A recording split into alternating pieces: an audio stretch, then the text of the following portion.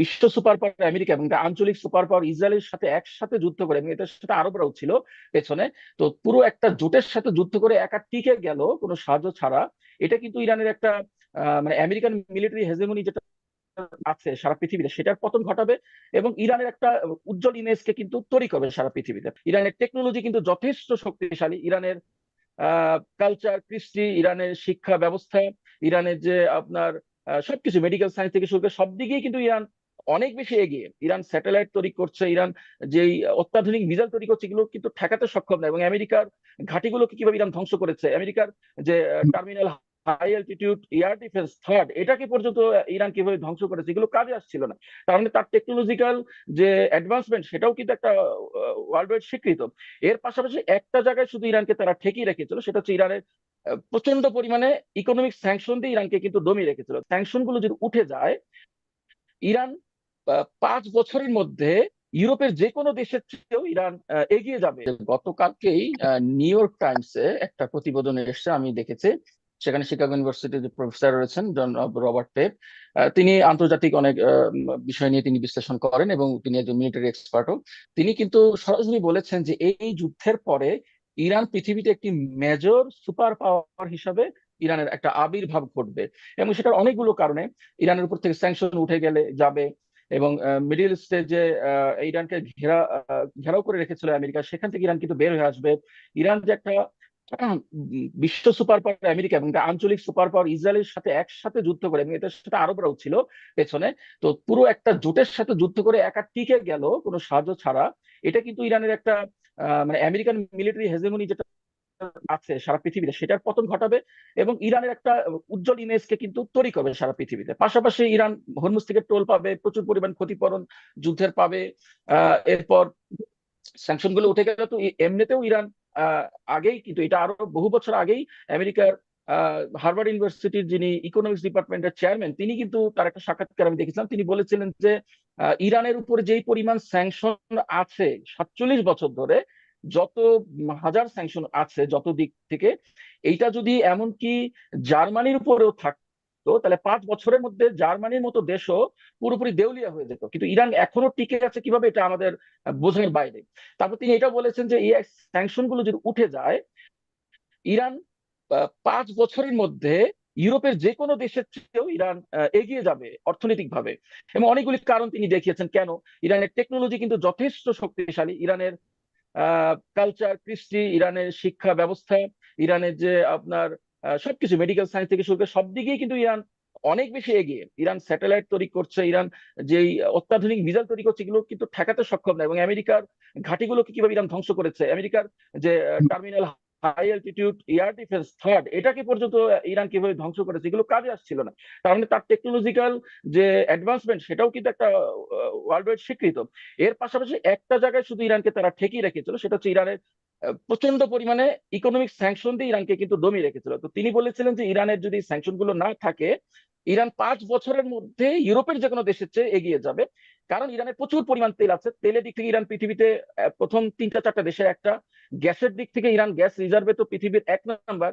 আপনি ইরানে প্রচুর পরিমাণ বিদ্যুৎ উৎপাদন ইরান করে, এবং যে কোনো ধরনের যে বিদ্যুৎ উৎপাদনের যে টেকনোলজি গুলো রয়েছে, হাইড্রো ইলেকট্রিসিটি থেকে শুরু করে আপনার জিও থার্মাল ইলেকট্রিসিটি থেকে শুরু করে রিনিউয়েবল এনার্জি থেকে শুরু করে যে রিসাইকেল এনার্জি গুলো, তারপর হচ্ছে পারমাণবিক যে টেকনোলজি, ফটোভোল্টাইক যে টেকনোলজি, সবগুলো কিন্তু ইরানে আছে এবং ইরানের নিজস্ব এগুলো। তো যার কারণে ইরান একটা এনার্জি সুপার পাওয়ার। কিন্তু ইরানের তেল গ্যাসের অভাব নাই, ইরানের বিদ্যুতের অভাব নাই, ইরানের জায়গা অনেক বড়, জনগণ শিক্ষিত, ইরানের একটা খুব ভালো ইনফ্রাস্ট্রাকচার আছে। ইরানের জাতি শিক্ষিত জাতি, কোনো দুর্নীতি নাই, স্থিতিশীলতা আছে রাজনৈতিকভাবে। অনেকগুলো কারণ তিনি দেখেছেন এবং বলেছেন যে এগুলো একটা দেশে থাকলে তাকে কোনোভাবে ঠেকিয়ে রাখা যায় না একটা সুপার পাওয়ার ক্ষেত্রে। এখন ইরানকে ঠেকিয়ে রেখেছিল নানান ভাবে, মিডিয়ার মাধ্যমে তাকে, তার বিরুদ্ধে অপপ্রচার চালানো হতো, নানা রকম ষড়যন্ত্র করা হতো, যুদ্ধের ভয় দেখানো হতো, তারপর স্যাংশন দিয়ে রাখা হতো। এগুলো যখন এটা যদি থাকবে না এই স্বাভাবিক যুদ্ধের পরে, স্বাভাবিক অবস্থায় ফিরে তাহলে তখন কিন্তু ইরান কর্মসংস্থানের উত্থান তৈরি হবে। হতো কি? তো কর্মসংস্থানের কেমন পসিবিলিটি দেখেন যদি এখন থেকে স্বাভাবিক হয় ইরানের উপর সবকিছু, এবং ইরান যদি সামনে তাদের দেশকে পুনর্গঠন করবার জন্য তৈরি হয়, তাহলে তাদের দেশে তো আবার নতুন করে কর্মসংস্থানও তৈরি হতো। কর্মসংস্থানে তো ব্যাপক প্রচলন। দেখো, হুম। ইরান যে যুদ্ধের ক্ষতিপূরণটা আদায় করবে, ইরান যে হরমুজ থেকে টোল নিবে, ইরান যে তার দেশকে পুনর্গঠন করবে, এটাই কিন্তু ইটসেলফ একটা কর্মসংস্থান সৃষ্টি করবে। তারপরে যেটা আসছে সেটা হচ্ছে যখন স্যাংশন থাকবে না, ইরান কিন্তু তার যে অ্যাডভান্স টেকনোলজিক্যাল যে পণ্যগুলো আছে এগুলো নিয়ে কিন্তু বিশ্ব দরবারে সে উপস্থিত হবে, যেগুলো এতদিন আমেরিকার কারণে কিন্তু ইরান বিক্রি করতে পারতো না স্যাংশনের কারণে। এবং ইরান কিন্তু, আমি বলে রাখি, একটা ক্লাব আছে সারা পৃথিবীতে, মাত্র 10টা দেশ এই ক্লাবের সদস্য।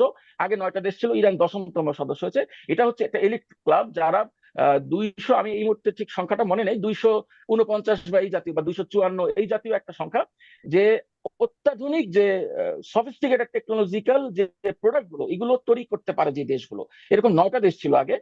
এই 200টা যারা তৈরি করতে পারে এদেরকে ধরা হয় পৃথিবীর প্রথম সারির একেবারে টেকনোলজিক্যাল সুপার পাওয়ার কিংবা টেকনোলজিক্যাল প্রোডাক্টের প্রডিউসার। ইরান কিন্তু এই 10তম সদস্য হিসাবে গত প্রায় 6 মাস হলো যে ইরান এটাতে প্রবেশ করেছে। তো ইরানের এই প্রোডাক্ট গুলো আছে যেগুলো নিয়ে এসে সারা পৃথিবীর সামনে যেতে পারবে। ইরানের অস্ত্র ব্যবসা এখন কিন্তু খুবই চাঙ্গা হবে। সবাই ইরানের লাইন ধরবে, ইরানের মিসাইল কেনার জন্য, ইরানের ড্রোন কেনার জন্য, ইরানের এয়ার ডিফেন্স কেনার জন্য। যে এয়ার ডিফেন্স দিয়ে সে A-10 থান্ডারবোল্টের মতো প্লেন শুট ডাউন করতে পারে, F-35 যেটা এখন পর্যন্ত কেউ শুট ডাউন করতে পারে নাই, সেটাকে সে শুট ডাউন করেছে।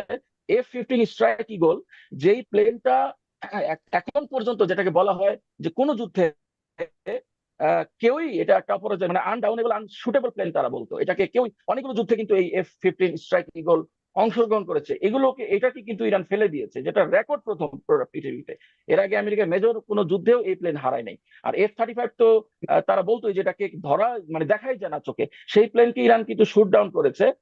এবং এগুলো হেজিমনি ভেঙে দিছে। এবং ইরানের এয়ার ডিফেন্স সিস্টেম, ইরানের মিসাইল, এগুলো কিন্তু ধুমছে এখন সারা পৃথিবীর সবাই কিনতে আসবে, বিক্রি করবে ইরান। সুতরাং বিশ্বের একটা বড় পরিসরে আঞ্চলিক পর্যায়ে তো ইরানের একটা প্রভাব, এবং এটা তো আছে, আগেও ছিল, এখন আরো বাড়বে।